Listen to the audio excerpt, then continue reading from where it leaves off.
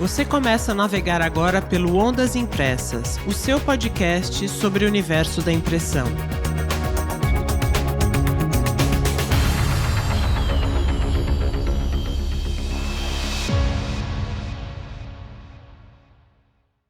Olé, militantes da impressão, eu sou Tânia Galuzzi e comigo, para mais um mergulho no universo da impressão, Hamilton Costa.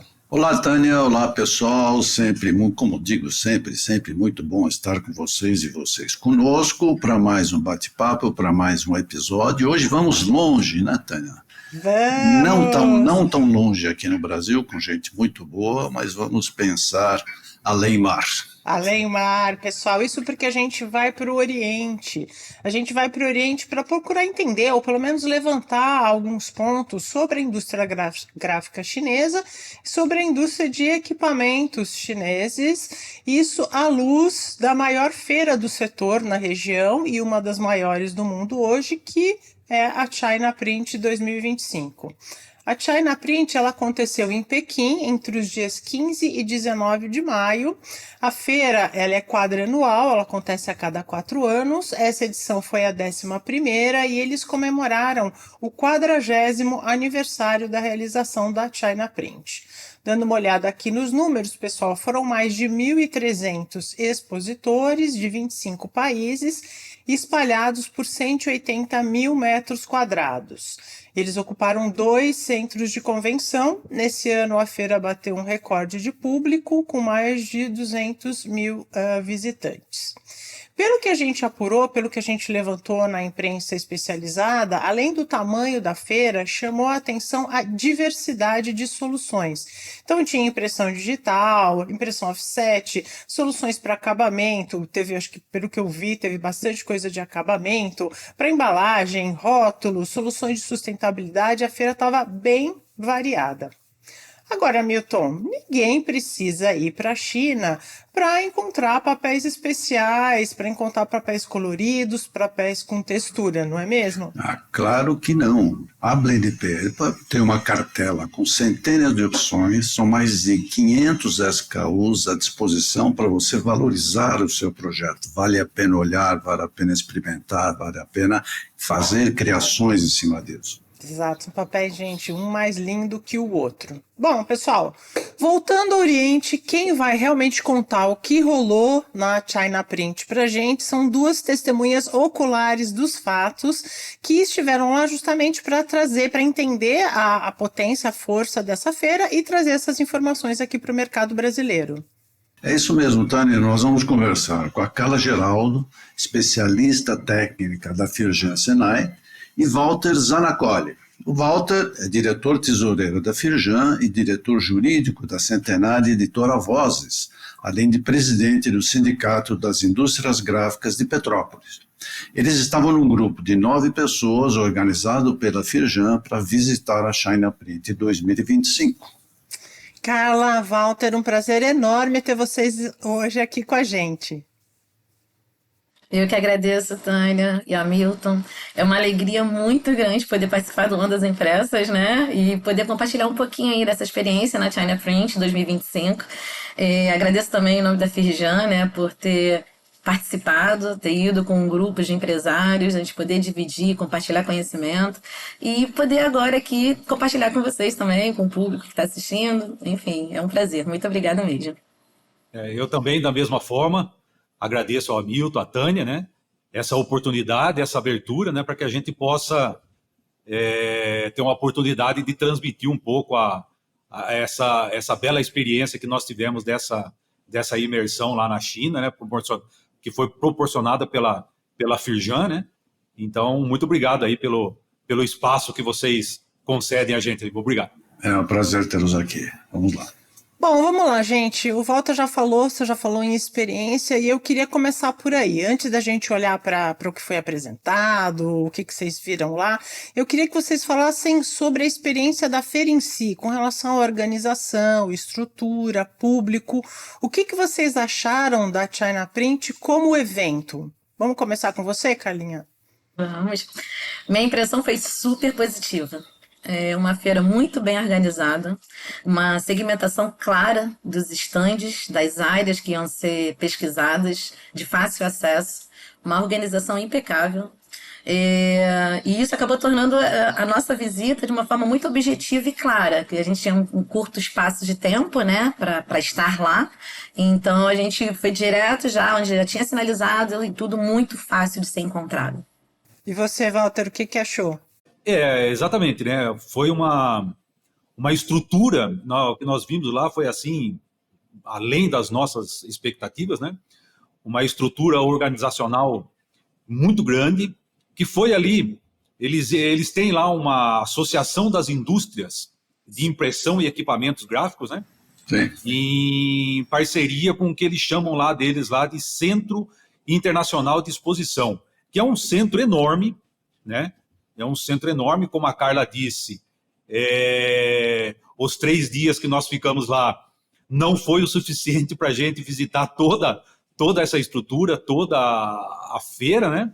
Que incluía área de exposições, espaço de eventos, salas de conferências, uma grande área de apoio aos visitantes com restaurantes e área de alimentação, né? Enfim, uma estrutura assim excepcional e em termos, né, da exposição de máquinas, bem estruturado, com alinhamento, segmento de máquinas em cada pavilhão. Foi assim uma estrutura excepcional, foi muito bacana, que a gente ficou assim com os olhos cheios do que nós vimos lá mesmo. Agora, olhando para o que foi apresentado, né? Que vocês puderam ver que surpreendeu vocês? Quer dizer, seja em equipamento, solução, seja em aplicações, ou seja a questão da automação, e se deu aí para continuar vendo tendências, como a gente viu em feiras como a Drupa, por exemplo. Bastante coisa. Acho que dessas linhas que o Hamilton comentou agora, principalmente, ela mostrou equipamentos chineses que já jogam na primeira linha, né? Saiu daquele patamar de segunda linha de equipamentos. Nós vimos impressoras digitais de altíssima velocidade, a IA embarcada, né, no controle da qualidade nas linhas de acabamento, principalmente. Lançamentos, né? Foram vários lançamentos realizados na própria feira. E, assim, hoje que eu posso dizer que os fabricantes não apenas estão ali acompanhando os padrões, né? A gente pôde perceber bastante isso, já percebemos em diversas outras feiras, né? Mas sempre tem uma tecnologia embarcada que faz a diferença, e na China Print 2025 não foi diferente, sabe? Em algumas situações, né? Alguns equipamentos, enfim, eles estão liderando aí na questão de inovação. A gente percebeu de um custo mais acessível, né? E exigindo aí dentro da exigência do mercado. Ele é uma coisa que antigamente a gente tinha assim uma ressalva, né, em relação a algumas situações, e a gente pôde perceber que alguns equipamentos estão aí liderando aí a questão de inovação, automação, tecnologia, enfim. Principalmente em que área, Carlinha? Eu quero dizer, mais em acabamento ou as máquinas impressoras mesmo, que você fala de liderando? O que eu pude perceber da nossa visita foram mais nas áreas de acabamento e sacolas, caixa rígida de press kit. Tinha uma infinidade de opções, como a Tânia falou no início, né, da diversidade de produtos e tecnologias, enfim. Isso fez a diferença. A gente, né, nosso grupo era um grupo bem diversificado, né? A gente tinha empresários da parte de embalagens, de press kits, de editorial, promocional, e a gente pôde atendê-los, tecnicamente falando, né, para todos, né? Então, de uma forma bem direcionada, bem objetiva. Então, é isso. Perfeito. Walter, completando, acho que você pode também falar para a gente alguma coisa que chamou sua atenção especificamente, né? E você vai aí um olhar do mercado editorial, além, eu sei que você tem um olhar amplo pela tua posição, mas olhando aí para o mercado editorial. E eu queria saber se você viu na feira, o que você viu na feira que mais conversa aqui com a nossa realidade, né? Com as nossas necessidades, com as aspirações da indústria gráfica nacional. O que você pode nos dizer nesse sentido? Ok. Como a Carla disse, nesse nosso grupo, né, nós tivemos ali empresários e presidentes de sindicatos da indústria gráfica de todos os segmentos, né? Então, a gente teve um olhar de um todo, né? Até como presidente de sindicato, como a gente tem associados aos nossos sindicatos praticamente todos os segmentos da indústria gráfica, né? Então a gente lá na feira, a gente fez um olhar como um todo, né? De todos os segmentos. Mas, como vocês mesmos colocaram aí, alguns pontos chamou bastante atenção, né? Então, por exemplo, o que me chamou muita atenção foi o avanço da impressão digital, né? Com tecnologias inovadoras lá. Nós já tivemos isso na Drupa, mas lá na China Print a gente viu assim um avanço nessa tecnologia da impressão digital, né? Com maior qualidade, maior velocidade, né? Então, esse avanço na impressão digital realmente me chamou a atenção. A gente conversou exatamente respondendo ao Hamilton, né, e complementando o seu Walter, na questão das impressões digitais, né, das impressoras digitais, essa questão da velocidade, né, utilizando a máquina em uma alta velocidade de impressão. Isso foi bem seguramente legal. Inkjet, né, Camila? Inkjet. Porque eles são muito fortes em Inkjet, né? São. Perfeito. Inkjet. Uma outra coisa que me chamou muita atenção também lá, e isso não foi só na feira, foi também, porque nós não fomos só à feira, né? Nós fomos também fazer visitas técnicas em várias gráficas lá, né? De vários portes. E o que me chamou muita atenção lá na China também foi a preocupação que eles estão tendo com a sustentabilidade também, sabe? E porque era uma coisa que a gente tinha esse estigma da China, né, de que eles não se preocupam muito com o meio ambiente, não se preocupam muito com a questão trabalhista e tal. E isso lá na visita em loco que nós fizemos, a gente mudou bastante essa nossa impressão, sabe? Eles estão com um trabalho muito forte nessa questão da sustentabilidade, em reduzir não só reduzir custos, mas reduzir a perda, trabalhar com menos matéria-prima, sabe? Essa questão da sustentabilidade também me chamou bastante atenção nessa visita que nós fizemos lá, em termos dessa pergunta anterior que foi feita, né? Mas agora, um ponto interessante esse, bem interessante. A gente vai falar mais para frente, a gente vai explorar mais um pouquinho o que vocês viram pro lado das gráficas. Agora, eu dei uma olhada no site deles e eu vi que os grandes players, então Heidelberg, Komori, Bobst, Koenigbauer, Landa, estavam todos lá. Pelo olhar de vocês, os fornecedores de equipamentos chineses, eles já conseguem competir de igual para igual com os fornecedores da Europa e do Japão? O que a gente viu foi o seguinte: eles melhoraram muito, as máquinas chinesas, né? Eles melhoraram muito na robustez das máquinas, né? Então, pelo que nós vimos lá, eles estão com uma tecnologia bastante forte no sentido de uma expectativa muito boa pela durabilidade das máquinas. O que até então a gente tinha um pezinho atrás ali com as máquinas chinesas, né? Assim como a parte eletroeletrônica também, que sempre deixava um pouquinho a desejar. Isso aí teve um avanço enorme, né? Mas chamou atenção o avanço na robustez das máquinas deles, né? E assim, uma expectativa muito boa de durabilidade das máquinas. A qualidade, então, como a Carla mencionou, a qualidade no acabamento dos produtos foram assim, a gente viu coisas excepcionais lá, né? Por exemplo, na produção de sacolas, vários tipos de acabamento de sacolas, assim, de uma perfeição de chamar mesmo atenção, né? Agora, competir com os outros players, né, com a Europa e com o Japão, a gente viu lá que o mercado chinês está bastante promissor. Agora, a gente tem visto também que as empresas da Europa elas têm avançado bastante também, né? Então, por exemplo, a apresentação de uma máquina digital da Mann Holland e da Heidelberg lá foi um avanço tecnológico assim impressionante. Tivemos a apresentação de uma máquina de acabamento da Miller Martini, também assim de um avanço da Drupa para China Print, um avanço excepcional. Então, essa competição, né? Se a gente pode dizer que existe essa competição, isso aí é só o tempo e o mercado que realmente vai dizer quem é que está saindo na frente, né? Mas o mercado deles também é bastante promissor. Não, porque o mercado deles é muito grande, né? A quantidade de gráficas lá é imensa.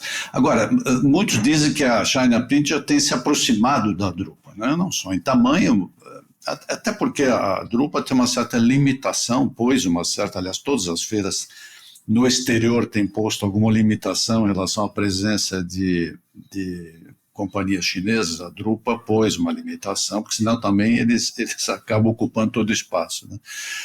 E na China Print seguramente eles têm esse espaço. Ou seja, a gente pode fazer essa comparação em termos de tamanho e relevância tecnológica, isso que eu queria saber mais. Se estiveram na Drupa, dá para fazer um paralelo entre já a Drupa e a feira alemã? Quer dizer, será que...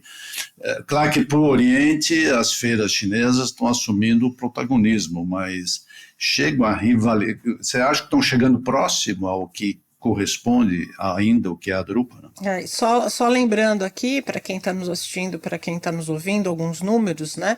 A Drupa 2024 durou 11 dias, a China Print 5 dias, a Drupa recebeu 170 mil visitantes e teve 1.643 expositores, e a China Print 1.300 expositores. Em relação aos visitantes, eu encontrei números bem divergentes, então desde 120 mil visitantes, a maior parte apontava para 200 mil visitantes, batendo o recorde que a gente citou no início. E eu queria saber se vocês, além de fazer esse comparativo, se vocês têm números, se vocês trouxeram números de lá, se vocês têm números reais aí para a gente saber, além do que a gente pesquisou. Em relação a números, são esses mesmos. O que eu mais tenho, né, visto e conversado é na faixa de 200 mil a 220 mil. Mas, de fato, ainda não temos essa informação, né? Essa divergência, ela permanece. Né? Exatamente, né? Em relação à Drupa, né, e a China Print, a Drupa continua sendo, né, referência global, né? Mas eu vejo que a China Print está tendo aí um crescimento rápido em relevância, né? Sobretudo porque ela está trazendo soluções adaptadas ao mercado asiático e está adotando tecnologias emergentes aí de forma ágil. Ela está sendo muito rápida, né? Então, não teria como comparar, né, dizer explicitamente assim entre Drupa e China Print, mas o que eu posso dizer é que a China Print nos mostrou um crescimento absurdo. Perfeito. Não sei se você quer completar alguma coisa, Walter. Assim, corroborando com a Carla disse, né? A minha percepção lá, se a gente pode fazer uma comparação, foi o seguinte, que a Drupa, ela ainda atrai muito, ela atrai expositores do mundo todo. Né? A Drupa ainda, nós tivemos lá, você acaba encontrando pessoas do mundo todo, né? A China Print, a gente percebeu, pelo menos foi a minha percepção, de que ainda é um público bastante voltado para o mercado asiático ali. Isso. Né? A grande maioria, né? Porque no percurso dos pavilhões que nós fizemos lá, e até mesmo as visitas agendadas que nós já tivemos lá com algumas empresas lá, né? A gente percebeu que estava muito voltado ali para o público asiático ainda, né? Enquanto que a Drupa, você encontra pessoas do mundo todo, né? Por exemplo, na apresentação de uma máquina, eu assisti a apresentação da impressora digital que eu comentei, da Man Holland, e você olhava assim para os lados, assim, era só asiático, né? Que estava assistindo ali a apresentação da máquina. Enquanto que lá na Drupa, não. Lá na Drupa a gente tivemos uma diversidade de público do mundo todo, né? Agora, realmente o que a Carla disse, apesar de nós termos ainda alguma divergência com relação aos números dos resultados que foram apresentados lá da China Print, mas qualquer número que a gente se apegue ali, ele chama atenção, né? Porque no resultado deles, eles tiveram mais de 8 bilhões de yuan em negócios lá, né? Que se a gente for converter aí para reais, a gente está falando aí aproximadamente de 9 a 10 bilhões em negócio deles lá, né? E com um público aproximado, eu acredito, a gente tem essa divergência de 120 mil a 200, mais de 200 mil, né? Pela quantidade de pessoas que nós vimos e pelo tamanho dos pavilhões lá, eu acredito bastante que passou realmente os 200 milhões de habitantes, viu? Então, assim, para resumir, né, sintetizando, a Drupa ainda está mais voltada para o público bastante internacional, enquanto que a China Print ela ficou voltada ainda para um público ali bastante asiático. Até porque eles têm um mercado tão grande que eles têm uma outra feira muito grande, que é mais no sul, que é em Guangzhou, né, que é Sinopark, Sinolabel, etc., esse ano foi feito em março, ela é anual e também tem um tamanho bastante razoável, né, em função do mercado. Agora, deixa eu perguntar, não sei se vocês têm, o que eu ouvi conversando com as pessoas é que tinham pelo menos uns 100 brasileiros lá. Vocês encontraram brasileiros? Vocês têm esse número? Porque tem brasileiro em todo lugar, né? Além de vocês. Qualquer lugar. Então, vocês fizeram algum levantamento? Vocês têm uma ideia do número de brasileiros que foram à China Print? O número exato, não. Mas nós encontramos com bastante brasileiros. Inclusive aqui do Rio, de São Paulo, do Sul, assim, bastante brasileiros. É isso aí. Bom, gente, vamos falar agora da indústria gráfica chinesa, né? A gente sabe que o governo chinês vem investindo na modernização da indústria como um todo nas últimas décadas, e isso está muito alinhado com o que a Carla falou, né? A gente não tem mais aquela impressão, né? Que não se diz mais que, né, produto chinês é produto ruim, né? Então, isso já mudou. Então, o número que eu levantei é que hoje a indústria chinesa corresponde a cerca de 38% do PIB, empregando mais de 30% da população. Isso, gente, a indústria gráfica como um todo, né? A indústria gráfica, perdão, gente. E a indústria como um todo. A indústria como um todo é que tem essa representação aí de 38% no PIB. O que eu consegui levantar do setor gráfico é que ele é bastante pulverizado, assim como na maior parte dos países, né? Então, são milhares de empresas, desde pequenas gráficas até grandes grupos. Estima-se que o país tenha cerca de 50 mil empresas voltadas à impressão e à produção de embalagens, empregando entre 500 mil a 1 milhão de trabalhadores. Mas no total de empresas se estima entre 100 e 120 mil gráficas. Né? Gráficas puras, né? E aí, voltando, esse que eu levantei era voltada para a impressão como um todo. Não sei se vocês levantaram esses números, se vocês chegaram a ver ou estudar isso antes de ir para lá em relação à indústria gráfica chinesa, se vocês tiveram contato, então, com o pessoal da associação, vocês acham que esses números batem? Nós tem uma divergência em relação a número, né? O que a gente tem aí como resultado é essa fala do Hamilton, né, entre 100 a 120 mil gráficas. Por quê? Nós tivemos uma reunião com a Associação das Indústrias de Impressão e Equipamentos de Impressão, que é da China, que é a PIAC, e eles calculam que o país abriga por volta de 100 mil gráficas mesmo, em operação, né? E constitui o maior parque gráfico do mundo. Isso é uma fala deles lá em relação a isso. E que em 2023, esse universo movimentou aproximadamente 1,44 trilhão de yuan.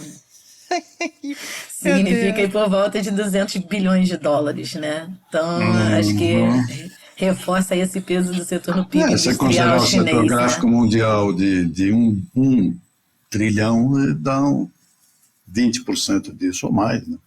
Caramba. Acho que não chega ainda.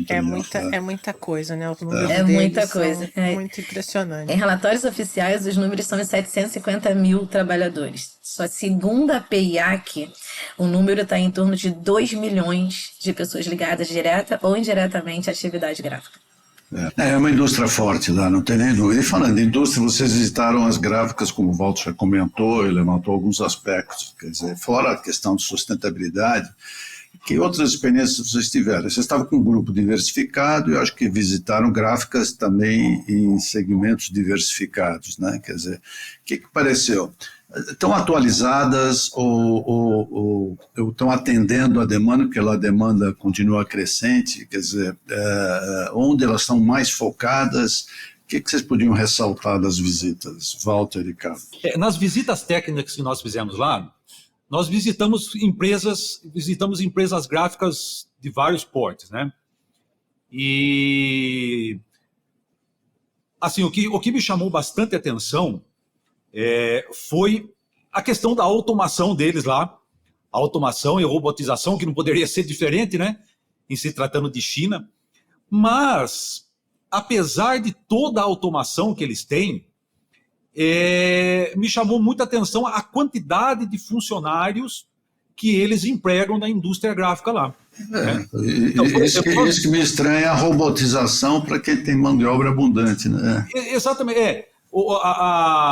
Eles conseguem fazer eu não sei se posso chamar de conciliação entre a automação e com o trabalho, né, manual, pessoas, mesmo. Né? No sentido de que nós visitamos uma gráfica lá de alta tecnologia de ponta, totalmente automatizada, totalmente robotizada, né? Mas que ela tinha 4.000 funcionários. 4.000? 4.000 funcionários, apesar de toda a automação e toda a robotização dela. Então era pallet robô, almoxarifado robô, colocação de papel e matéria-prima na máquina, tudo robotizada. Assim, e apesar disso, a gráfica tinha 4.000 funcionários. Né? Então, isso realmente chamou atenção. E um detalhe que também me chamou muita atenção, que a gente vai falar um pouco mais à frente, né? A quantidade de jovens na linha de produção. Eles fazem um trabalho de formação técnica e qualificação lá, não que nós não tenhamos aqui no Brasil. A gente tem, né? A Carla, por exemplo, ela faz um trabalho excepcional de qualificação aqui no Rio de Janeiro, em termos de qualificação pelo Senai. Né? Então, todas as linhas de frentes da indústria gráfica que vocês perguntarem ou solicitarem, a Carla tem uma qualificação para aquele segmento. Mas lá a gente percebeu que essa formação técnica, essa qualificação, atrai muitos jovens, né? O que hoje aqui a gente está chamando dessa geração Y, né? Geração Y, geração Z, e que está difícil da gente colocar essa geração nas nossas linhas de produção, que é um dos fatores que está aí agravando o que estão chamando aí de apagão da mão de obra, né? No Ocidente como um todo, Walter. Não é só exatamente. E lá nós percebemos isso, que um atrativo muito grande e muitos jovens na linha de produção deles, sabe? Eu acho que isso é um fator determinante para a gente trazer aqui para a nossa realidade. Um atrativo dos jovens para as linhas de produções. Eu não sei, vou dar um palpite aqui, gente, do que eu sei, né? É um palpite só. Né? Eu acho que pode ter um pouco a ver com as políticas governamentais, né? Eles têm políticas específicas, né? E aí mais talvez rígidas, né? Nesse sentido. Né? Perfeito. E eu imagino que tem alguma coisa a ver com isso. E agora você falou 4.000 funcionários, eu fiquei curiosa. Então, com toda essa automação, eu fico imaginando que esses funcionários, que tem um grande número de funcionários em acabamento, pelo menos era o que acontecia aqui. É isso, lá também nessa gráfica que vocês visitaram com 4.000 funcionários, a área de acabamento era que atraía, o que retém o maior número de pessoas? Vocês conseguiram identificar isso? Nessa gráfica especificamente, ela é uma gráfica que é um prédio, ela tem vários prédios, tem 3 prédios, se eu não me engano. Esse prédio que nós fomos, ele tem 9 andares, desses 9 andares, 3 são somente com impressoras gráficas. E, de fato, a área de acabamento foi onde a gente viu mais pessoas, né? E na área de mulheres, tanto no acabamento quanto na área de qualidade, e os homens mais nas impressoras gráficas. Entendi. E essa As gráfica ela é impressoras referência. automatizadas, aí tem menos Sim. gente na impressão. Né? Sim, sim. Como o seu Walter falou, a questão da robotização, Pallet, que era um robô rodando a gráfica inteira, tudo muito bem sinalizado, com processo, gestão à vista. Então, toda a questão de automatização e a gestão de processos muito bem estruturada, sabe? Perfeito. Agora, tem alguma coisa que vocês viram no modelo chinês, além da atratividade ao jovem, que vocês acham que pode servir de inspiração? Vocês se inspiraram ou vão se inspirar em alguma coisa do que vocês viram lá? É possível trazer algum insight do modelo gráfico chinês para aqui, para a nossa realidade? Sim, Tânia, sim. Nós hoje, principalmente no segmento promocional, né, e de divulgação, a gente está tentando equalizar a situação de você oferecer produtos, até mesmo na área de embalagem, né, produtos que combinem aí o mundo digital com o físico, né? Uhum. Então, é uma mudança de cultura, é uma mudança de público-alvo, né? Uhum. Em que nós temos hoje aquele público que procura muito divulgação e no mundo digital, mas nós também temos aquele público que gosta muito ainda de ver ali uma publicidade, uma embalagem bem feita, que combina com o produto que está sendo oferecido, né? Então, eu acho que eles avançaram muito nessa equalização do mundo de você oferecer o mundo digital com a impressão física. Né? Mas você pode dar exemplos para a gente, Walter? Será o uso de QR Code? O que te impressionou nesse sentido? Exatamente. O que me impressionou foi esse avanço que eles tiveram de combinar esses dois universos, né? Uhum. Então, eles estão trabalhando em embalagens, no sentido de que essa embalagem vai para o universo físico, mas, ao mesmo tempo, aquele produto tem uma grande divulgação no mundo digital, mas que eles conseguem fazer ali um link, uma combinação com o impresso físico, sabe?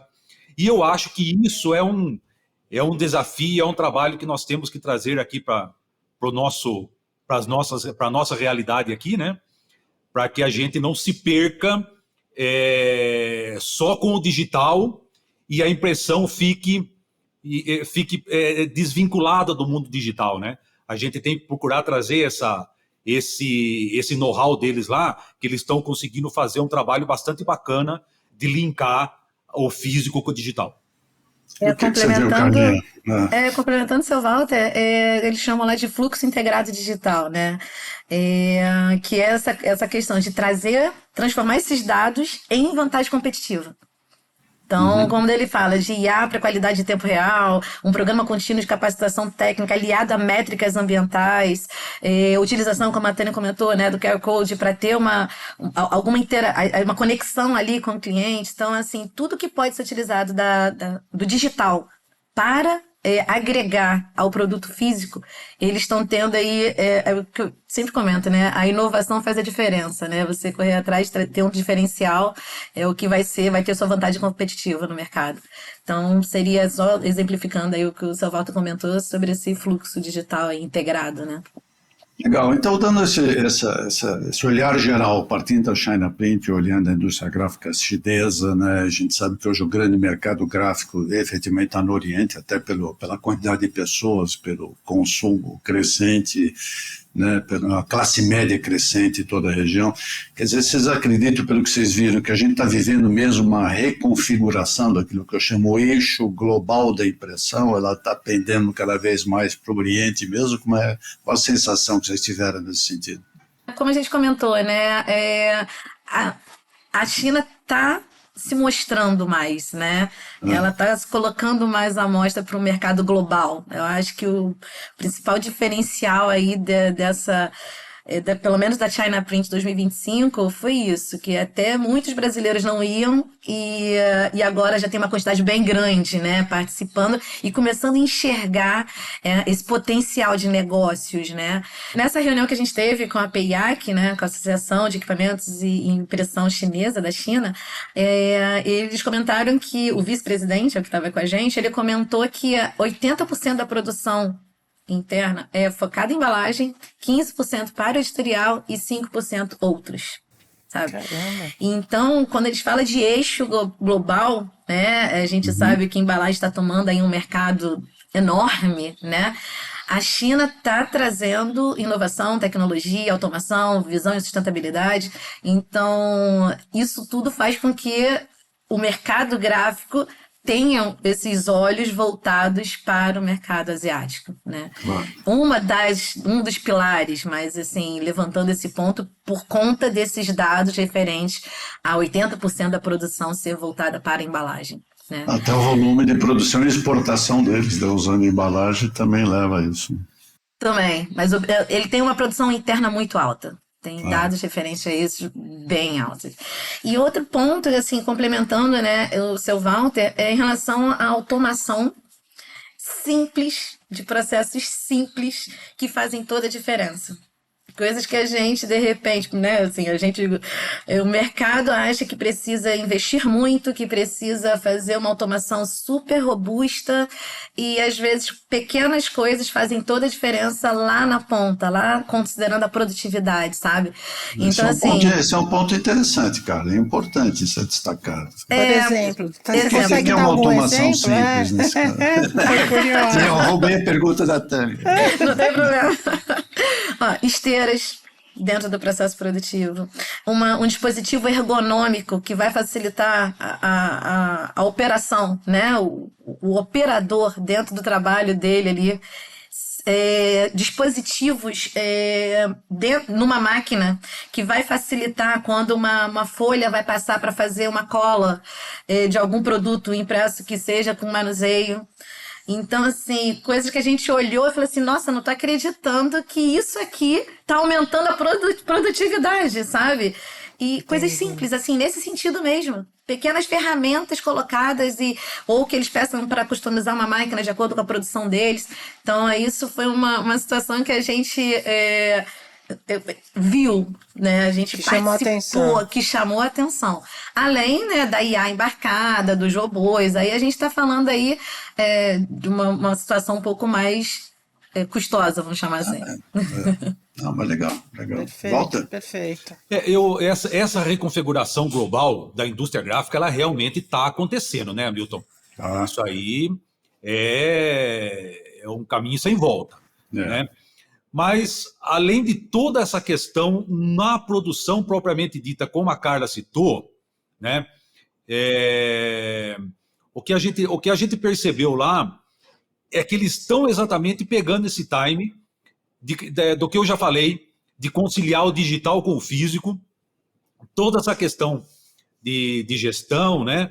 Mas também eles estão pegando um time muito bom lá, que é a mudança de hábito do consumidor, sabe? E eles estão muito voltados para a criação de produtos que tenham ali uma afinidade maior com aquele público-alvo, sabe? Então, quando nós falamos na criação de uma embalagem, na capa de um livro, na disseminação de uma divulgação de um promocional, sabe, de fazer um promocional, eles estão assim pegando aquele time realmente de que o público está tendo uma mudança de hábito, então eles estão tentando, eles estão já nesse caminho de voltado a fazer produtos bem direcionado para aquele público-alvo dentro daquilo que o consumidor quer, sabe? Então essa conectividade do produto com essa mudança de hábito do que realmente o consumidor quer, eu acho que eles estão pegando esse time e estão trabalhando bastante isso, principalmente na criação, e eu acho que isso é uma reconfiguração que eles estão criando que a gente tem que trazer aqui para nós, tem que trazer para as nossas gráficas, né? Não tão somente na questão da sustentabilidade, né, que a gente percebe que a gente tem um público-alvo bastante preocupado e procurando produtos que realmente têm a cadeia de sustentabilidade, mas também aqueles produtos que têm assim, uma certa afinidade com o consumidor. E eu acho que eles estão bastante voltados nesse time, e é uma coisa bastante interessante que eu acho que a gente tem que trazer para cá, para a gente começar a procurar fazer produtos bastante voltados para direcionados para aquele público, entendeu?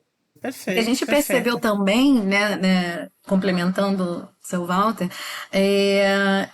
o investimento em P&D, né, dentro das gráficas, né? Eu conversei muito com quem estava nos apresentando e falando sobre, né, todo o processo dentro da empresa. O investimento em pesquisa e desenvolvimento, né, acho que corrobora aí a fala do seu Walter, é alto, justamente para poder ter esse diferencial, sabe? Porque Isso é legal. tecnologia, produtividade, eles estão ali competindo. É claro que, né, nós visitamos diversos portes de empresa, né, com diversos tipos de produtos e uma espinha dorsal aí que eu pude perceber, tecnicamente falando, esse olhar muito focado em P&D, em pesquisa e desenvolvimento. Ou seja, a gráfica brasileira tem que voltar a ficar preocupada com a gráfica chinesa? Eu queria fazer. Já teve ondas. Então, eu acho que a gente podia levantar isso, né? Acho que Isso, até isso. pensando uma pergunta voltada bem para você, Walter. A gente tem visto com essa disputa comercial China e Estados Unidos, a China procurando outros mercados, né? E a Exato. gente já teve aqui no Brasil, o Hamilton, né, sabe muito melhor do que eu, né? Essa concorrência forte no mercado editorial de livros impressos na China, sobretudo livros infantis. Sim. Na tua visão, Walter, pelo que você viu lá e pelo que você vive hoje aqui no Brasil, você acha que a gente pode ter aí uma onda de, né, um aumento de livros impressos na China a partir dessa disputa comercial? Essa pergunta, Tânia, é excelente, viu?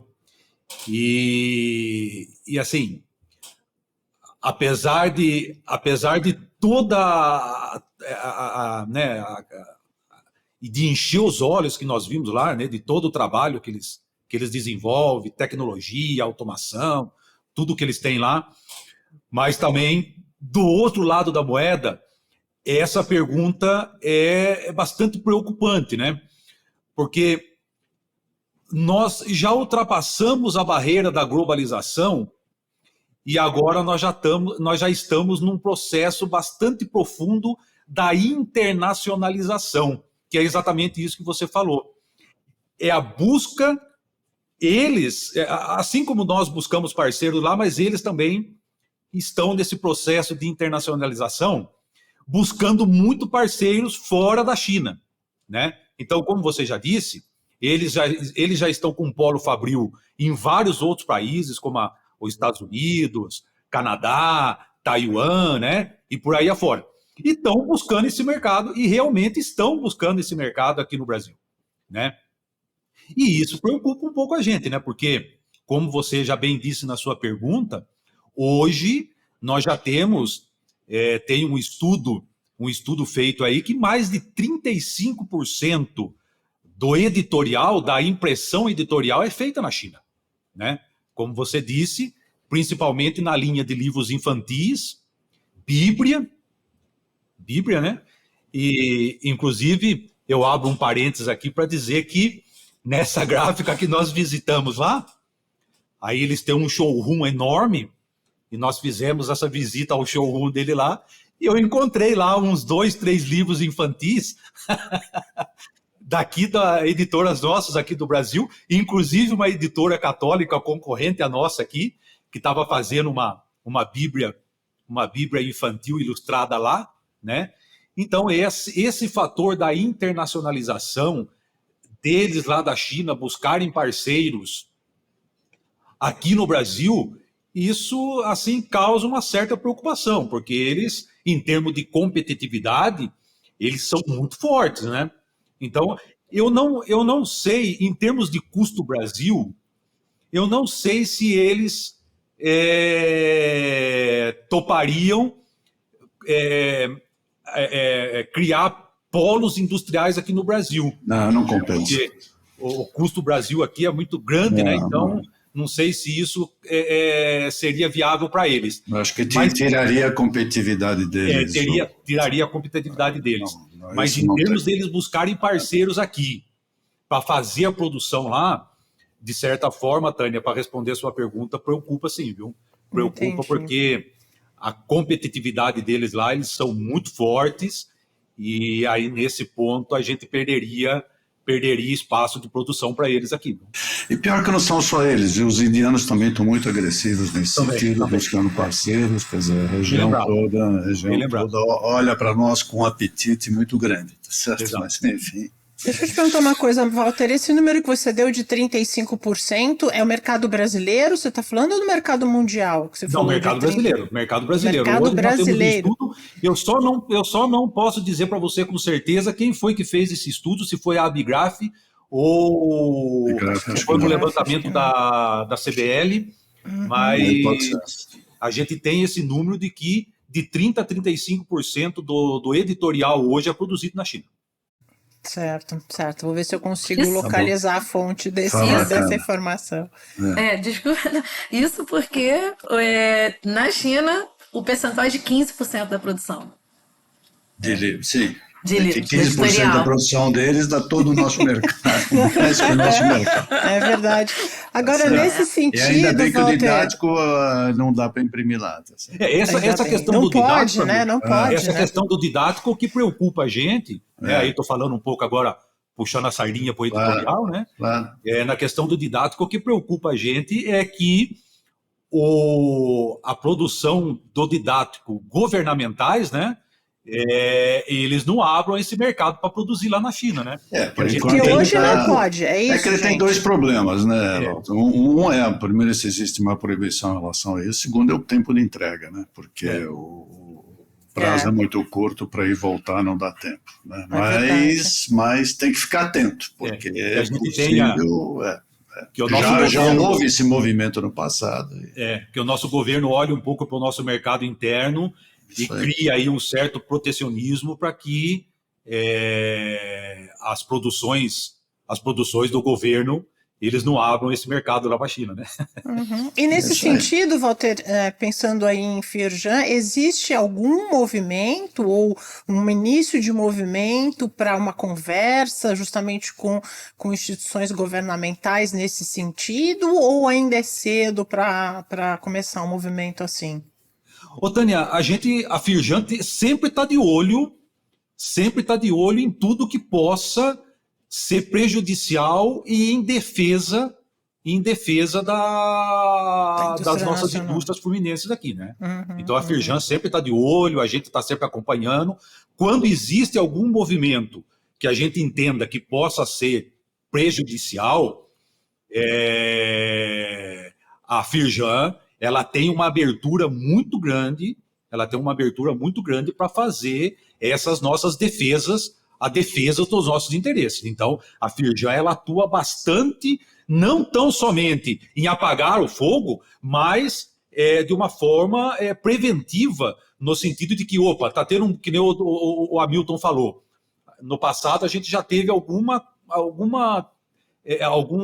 conversa nesse sentido. Então, quando a gente percebe que a coisa está caminhando para que seja prejudicial às nossas indústrias aqui, a Firjan tem uma atuação efetiva e, graças a Deus, uma abertura muito grande para trabalhar preventivamente a defesa dos nossos interesses aqui, sim. Perfeito. Gente, que delícia, ótimo, adorei a conversa, as informações que vocês trouxeram. Tem mais um cafezinho, fala. Tem uma frase que eu resumi essa imersão que eu achei, assim, foi numa conversa, inclusive, né, que eu até anotei aqui, foi o seguinte, o futuro não é só híbrido, é asiático em ritmo, digital na essência e sustentável por obrigação. Olha só. Uau, muito bom. Gente, muito obrigada pelo tempo de vocês, por essas informações, pela generosidade de compartilhar esses dados todos com a gente.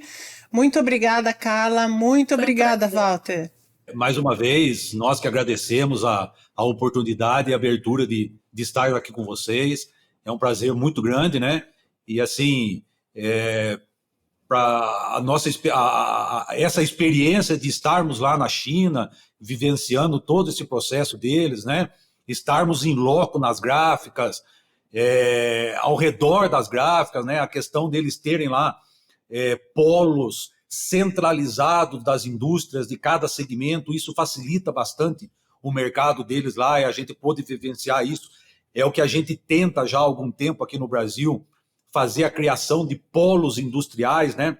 Mas a gente encontra algumas barreiras e lá eles têm esses polos industriais setoriais, né? E que facilitam bastante a questão da produtividade deles, né? Então essa experiência de estarmos lá em loco, visitando as fábricas, estarmos nas feiras e tal, isso aí foi uma experiência muito bacana, bastante produtiva, e a gente agora vai fazer um trabalho aí junto com a Carla, né? Junto ao Senai, de replicar essa experiência para a nossa base de associados, para nossas empresas associadas do segmento gráfico, né?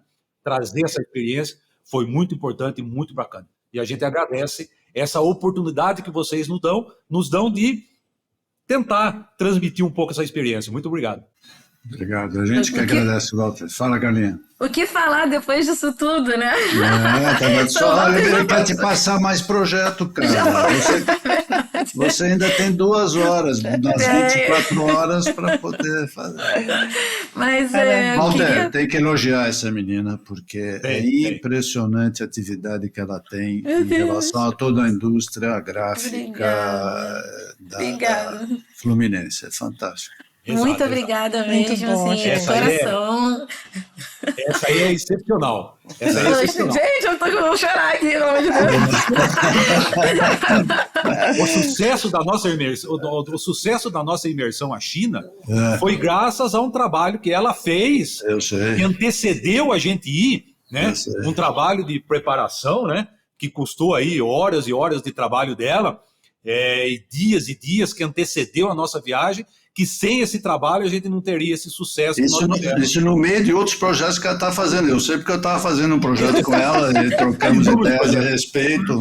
Mas às 4 da manhã ela tem tempo para fazer. Eu respondo no WhatsApp. Não, mas ela tem que deixar de surfar um pouquinho e trabalhar mais. Ela tem tempo para surfar? Pelo amor de Deus, o melhor da vida. Que isso, né, cara? Lógico. Mas, enfim, queria agradecer muito aí essa participação no Ondas Impressas. Agradecer ao seu Walter também, né, por estar aí junto com a gente. Ele vivenciou isso junto comigo.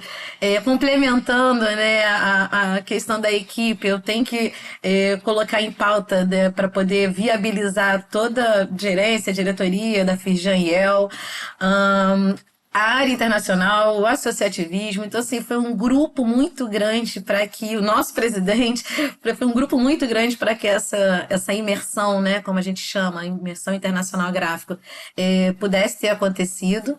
E mais uma vez, trazer isso, né, dados, e poder compartilhar o que a gente vivenciou, como a gente fez na Drupa de 2024, é muito importante para toda a indústria gráfica, né? Nosso papel, né, enquanto federação, no nosso caso, né, do Rio de Janeiro, mas assim, poder compartilhar isso nacionalmente, mundialmente, é muito legal.